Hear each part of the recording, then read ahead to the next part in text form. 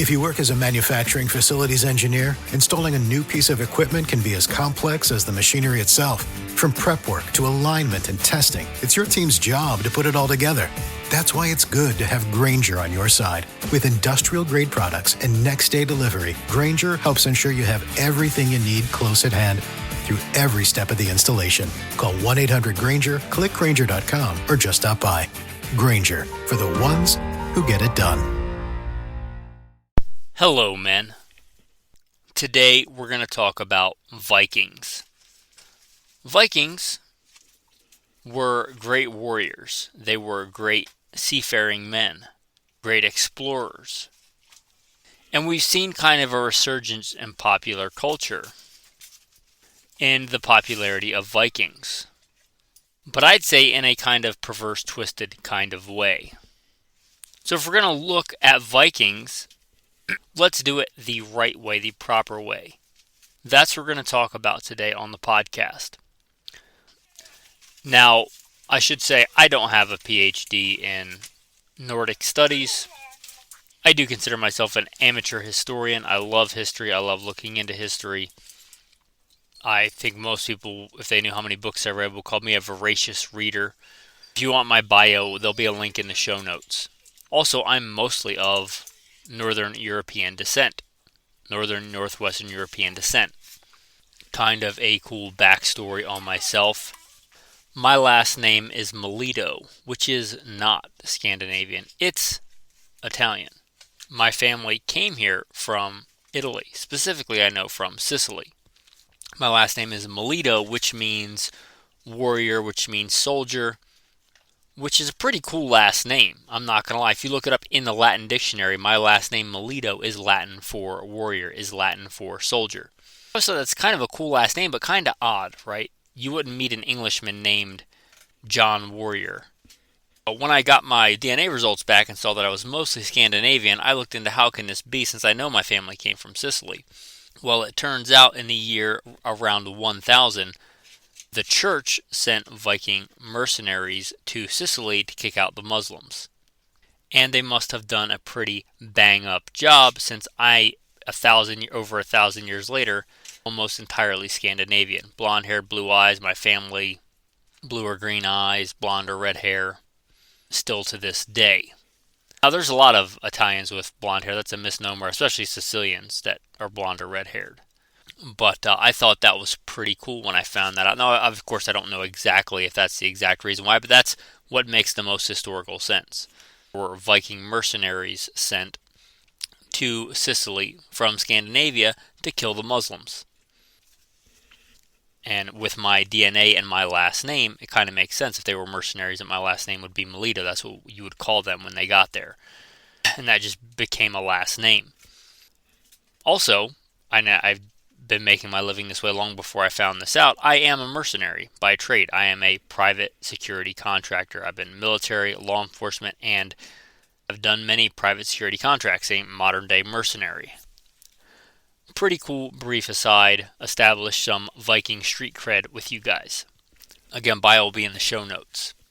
But why do we as men look up to Vikings? Well, they're awesome warriors, much like the samurai, much like the Romans, like the Spartans, the Visigoths, the Mongols, right? You could go on and on. They were great warriors. They were great explorers, right? There is almost unrefutable evidence, hard evidence, that they came to America long before Christopher Columbus. What they called Vinland, but is North America. They were here a long, long time before. They established settlements in North America. And they went all around. They had a vast trade network. Helped formed not only the nations, but also the languages of some European countries that you might not think of. Places in France, the English language is mostly a Germanic language, as are the Norwegian dialects, but there are still some Viking words in there. Some places in England. Many place names that we still use today, Viking in origin. We're great explorers, great seafarers, and that's all well and good. All well and good, I think, as men to look up to that. Brave men of the past, great warriors of the past. There is nothing wrong with that. That would be looking at Vikings the right way and learning lessons from them the right way. But there is this other insidious, nefarious, I would say kind of counterculture thing of neo-paganism. All this Viking pagan garbage. And yes, it is garbage.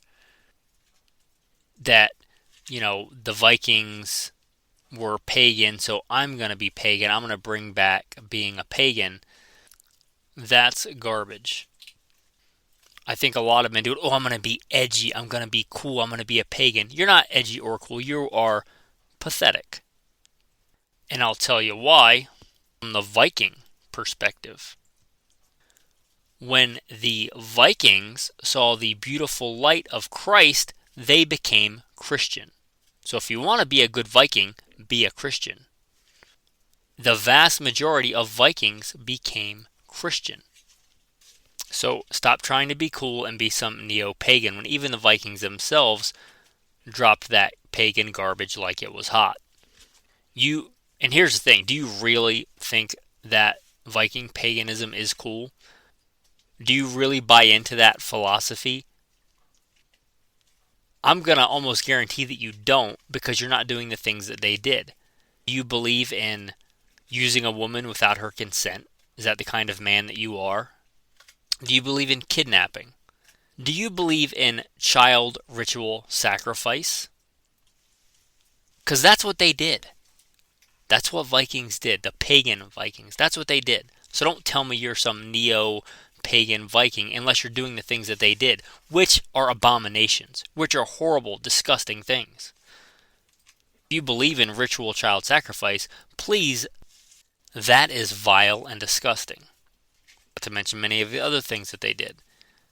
The Vikings themselves were smart enough to see when they were presented with the beautiful gospel of Christ, when the beautiful good news of Christianity came to them, they embraced it. Oh, maybe we don't have to sacrifice our children to pagan demon deities. Maybe there's a better way. Maybe there's a beautiful truth that we have been missing and now we have it preached to us and we're going to accept it. And they did. And they did. The vast majority of them accepted it. There were a few holdouts that went to Iceland who converted later. But the vast majority converted passionately to Christianity. And they stayed great warriors. They stayed great seafarers. There are many, many great Christian Vikings. If you doubt any of this that I'm saying, do some brief research. Instead of going to Hollywood for your Viking ridiculousness, actually look at who the Vikings actually were and how they embraced the beautiful light of Christianity. Case in point, look at the Scandinavian flags. They're crosses. They were so passionate about Christ, they made the cross their flag. Game, set, match. Now, there were a few holdouts that still wanted to be pagan. They went to Iceland. They did convert later. I mean, it'd be hard to when you're still sacrificing your children and practicing paganism, and you see all your other Viking brethren prospering in the beautiful light of Christ. They eventually converted too. And some of the only reasons we have their sagas written down and their practices written down and what they believed written down is not from the Vikings themselves. It's because of the Christian monks and missionaries that went to Iceland and recorded it. Without Christians, you wouldn't even know about that stuff.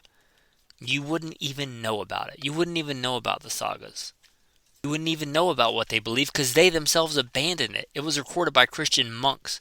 So thank the Christians if you even think that that stuff is cool. But don't embrace it. They didn't. They rejected it for the beautiful light of Christ. When they realized the horrible things that they had been doing and said, wow, there's a better way. We can be better men. Is this a revelation to you that Vikings almost entirely became Christian? Not by the edge of the sword because they saw the beautiful truth in it? Well, are you getting your history from history books from actual history, or are you getting it from Hollywood? It's like getting your tactics and gun knowledge from video games and Hollywood. It's ridiculous. It's entertainment. What do you think they're going to promote? Satan is the god of this world. You find that in 2 Corinthians 4. But Hollywood is worldly. It's like the definition of worldly pop culture. Stop. Stop getting your worldview from Hollywood. Really? Is that the best we can do, men? Stop it with that.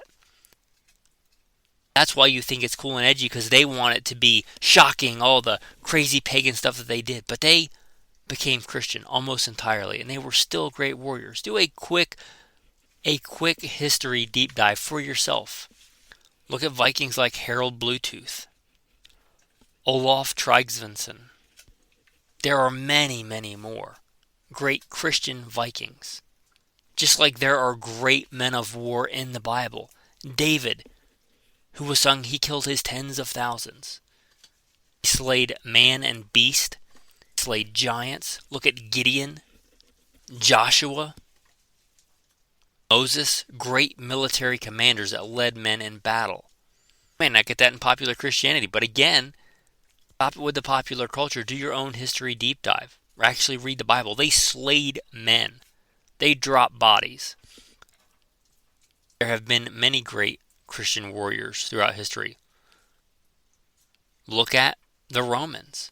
They also converted to Christianity and became one of the major spreaders of it in world history. Look at Constantine.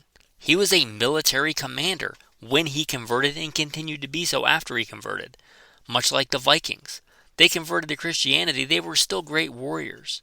They were still great seafarers and explorers. It didn't make them worse Vikings. It made them better men. You also be a better man. If you really want to be a Viking, do what the Vikings did and embrace the light of Christ. Give up silly pagan ways. You probably don't actually believe that garbage anyway. And when their ancestors had practiced it for thousands of years, abandoned it for the beauty that is the gospel. So if you want to be a good Viking, be a Christian. Thanks for listening today, guys. This is a little bit different. Going to drop this on Alpha Male Podcast. I'm also going to drop it on Gunfighter Life because I think there's a lot of crossover. I want people to listen to this that aren't just into guns, but I know a lot of the gun community has this like Viking subculture in there, so I want to drop it there as well. I appreciate you guys for listening. I appreciate all that you do. Like, subscribe, share with a friend, and have a blessed day. I'm going to give you some tactical verses of the day to close this out. Psalm 144, blessed be the Lord my rock, who trains my hands for war and my fingers for battle. Exodus 15, the Lord is a man of war. Thanks for listening, and have a blessed day.